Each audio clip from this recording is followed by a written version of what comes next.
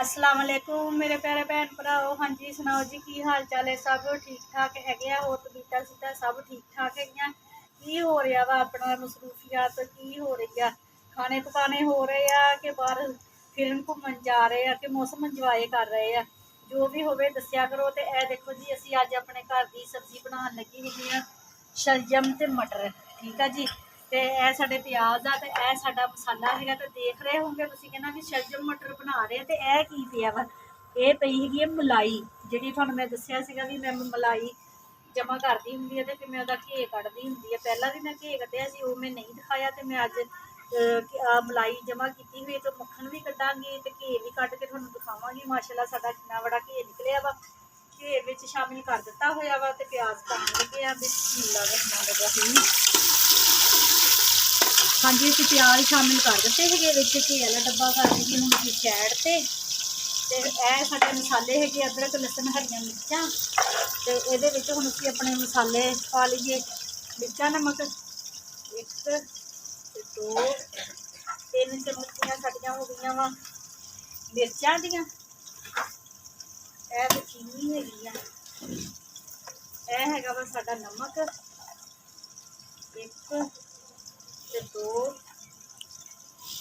तीन चमचियां ही भर के मैं पाइया है वा नमक दियाँ। नमक ज़्यादा क्यों पाया है वा भी शलजम है ना शलजमां दे विच नमक ज़्यादा ही पैंदा है वा। थोड़ा नमक पाइए ना तो फिर नमक घट होंदा वा। इस वजह ना मैं बरोबर से ही नमक पा दी होंगी। तो 1 चमची असीं पाती है हल्दी की। यह मसाले भी असीं हुण साइड ते कर दईए। तो हुण साडे प्याज ब्राउन होंदे आ तो फिर असीं यह जिहड़े साडे मसाले पे ये शामिल करते हैं। ये थोड़ा जिहा पानी पा लेंदे है तो फिर जो थले मसाला लग्या वा हुंदा वा ना वो लग जाता तो आसानी के नाल ना हांडी दे विच मसाला पै जांदा। हाँ जी मसाला मिर्च मसाला जोड़ा सारा असीं घे दे विच शामिल कर दिता है वा। तो मसाले नूं अच्छे तरीके दे नाल भुनना है। भुन के तो फिर असीं पा देनी है सब्जी विच ते नाल ही मैं ना हुण भी मक्खन कढ़ लवां। तो यह साडी मशीन भी उपर ले आंदी हुई है। बिस्मिल्लाह रहमान रहीम।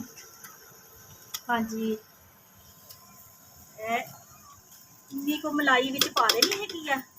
तो असी ना ताज़ा पानी पा के देखना है वा। अगर ताज़े पानी के नाल साडा मक्खन निकले तो ठीक आ नहीं तो फिर असी ना हल्का जिहा नीम गर्म पानी पाना। ठीक है जी।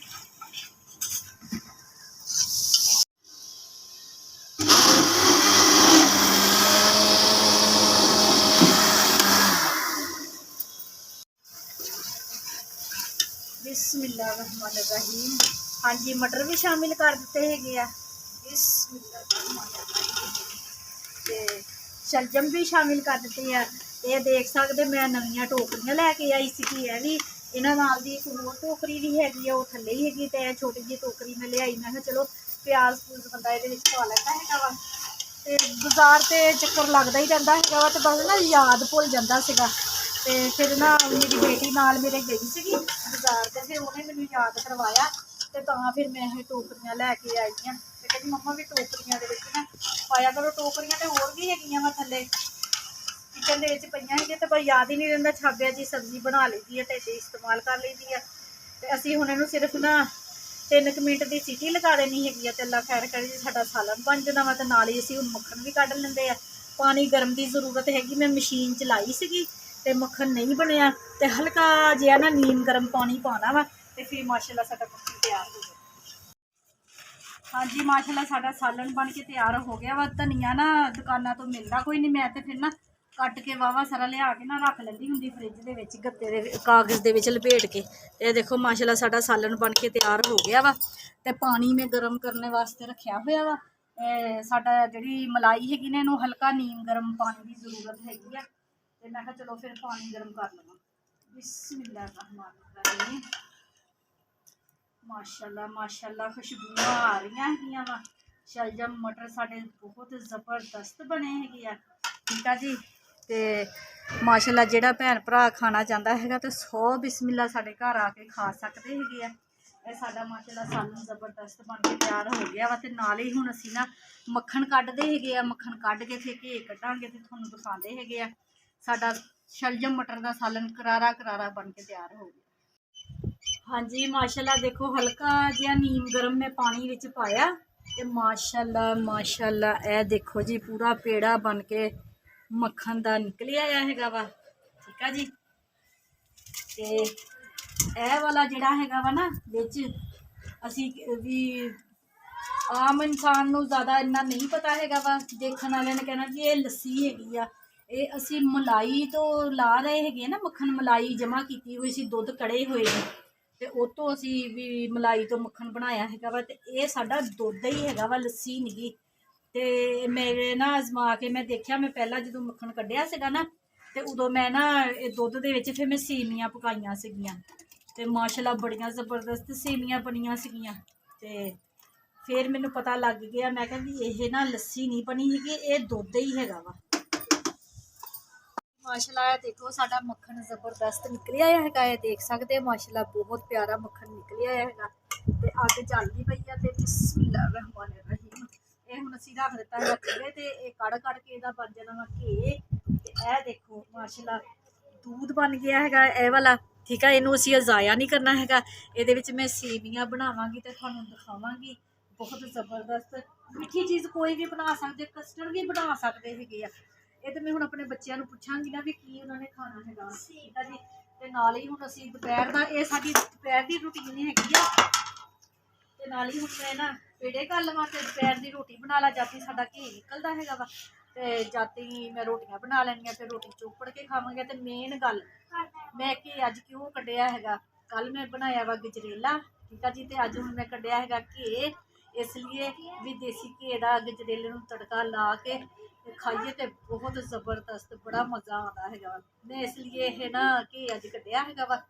तो खाने तो बाद ना फिर मैं देसी घी ना तड़का लगा के गजरेला खावांगी। बिस्मिल्लाहिर्रहमानिर्रहीम।